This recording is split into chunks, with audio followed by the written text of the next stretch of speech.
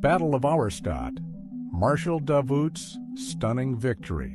On October 14, 1806, 12 miles north of Jena near Auerstadt, Marshal Louis-Nicolas Davout's French Third Corps, about 27,000 strong with 48 guns, unexpectedly encountered the main Prussian army led by the Duke of Brunswick, numbering over twice his force.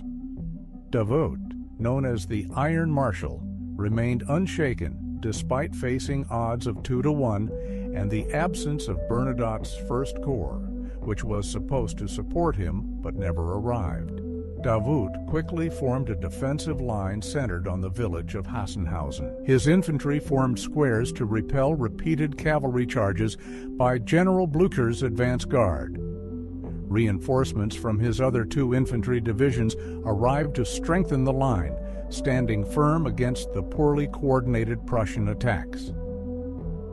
The Prussian command faltered when the Duke of Brunswick was fatally wounded early in the battle, and King Frederick William III took command but hesitated, mistakenly believing he faced Napoleon's main army. This indecision allowed Davout to seize the initiative and launch a counterattack around midday, causing the Prussian forces to break and flee. Davout's victory was remarkable, given the numerical disadvantage. His corps suffered about 25% casualties, roughly 1 in 4 men killed or wounded, yet inflicted double the losses on the Prussians, including capturing 3,000 prisoners and 115 cannons.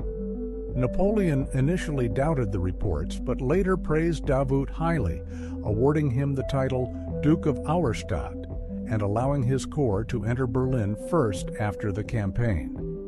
This battle was crucial.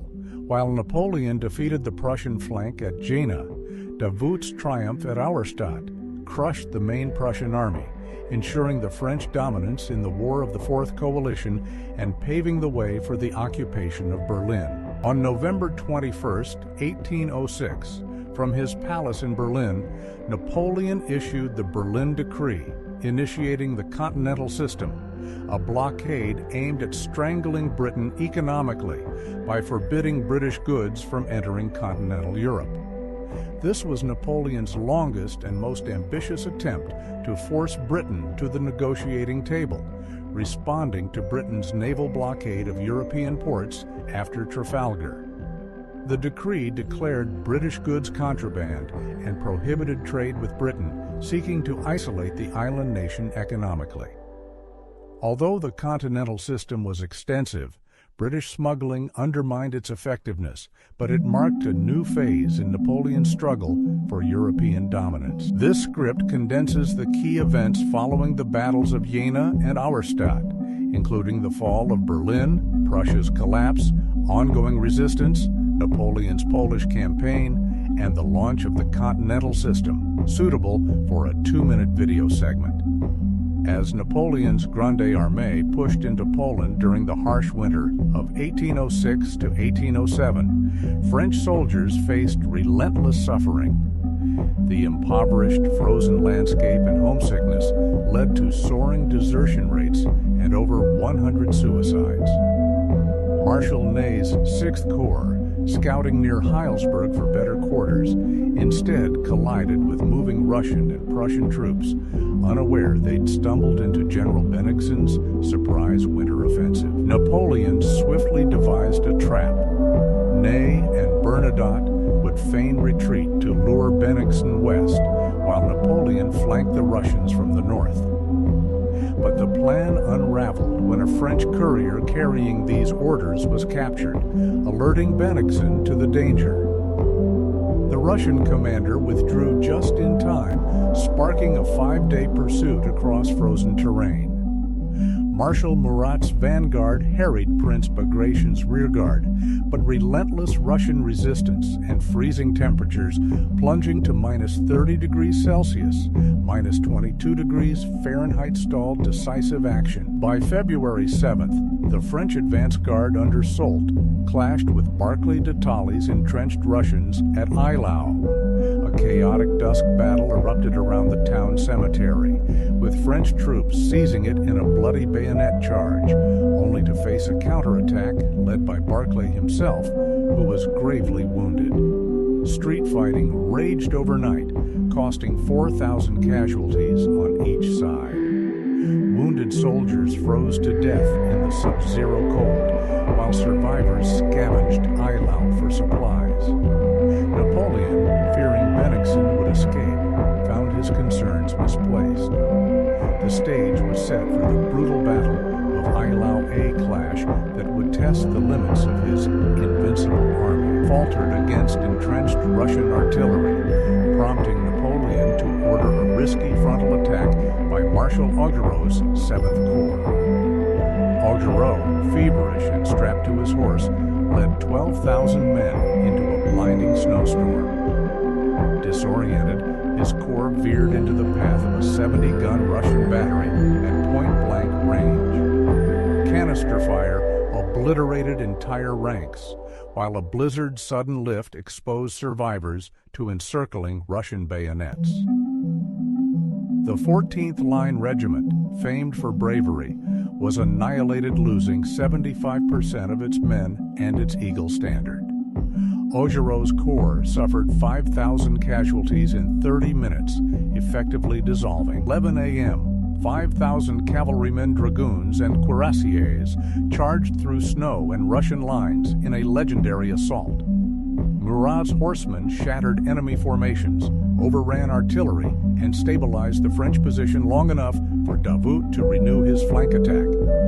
Though the charge cost 1,500 cavalrymen, it bought critical time.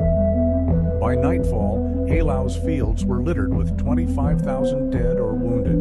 Napoleon claimed victory, but the battle was strategically indecisive, a grim testament to the cost of his imperial ambitions. The Grande Armée's aura of invincibility faded, yet Murat's heroism and Augereau's sacrifice became etched into Napoleonic legend.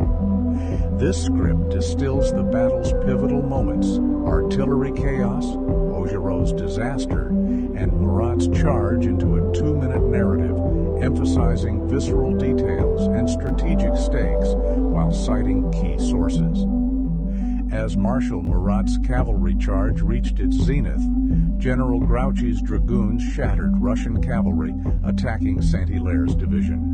Dartpool's cuirassiers exploited a gap between Russian lines, their steel-clad riders surging toward Bennigsen's headquarters until a point-blank Russian canister volley halted them, mortally wounding Dartpool and scattering the assault. With retreat routes blocked by the Russian 4th Division, Murat faced annihilation. Napoleon's gambit. Napoleon ordered Marshal Bessieres to lead the Imperial Guard cavalry 2,000 elite riders into the fray. As Russian fire intensified, Colonel Lepik famously roared, "Heads up, by God! Those are bullets, not turds!" The Guard chasseurs smashed through infantry squares, scattered gunners, and carved an escape route for Murat's survivors. The charge cost 1,500 cavalrymen, but stalled Bennigsen's advance. Davout's relentless assault. Davout's 3rd Corps, veterans of Auerstadt, seized the Kriegerberge Heights after brutal close quarters combat. Artillery hauled to the summit, rained fire on Bennigsen's crumbling left flank.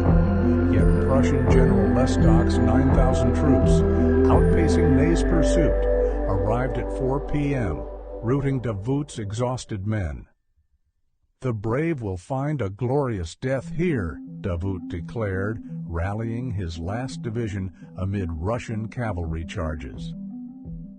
Twilight stalemate. Ney's belated arrival at Schmerdingen forced Bennigsen to halt his assault. By nightfall, 25,000 lay dead or wounded across snow-cloaked fields.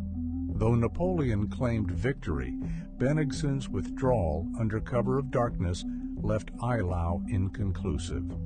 A grim first check to the Emperor's invincibility. Thank you for watching, commenting, liking, sharing, and subscribing.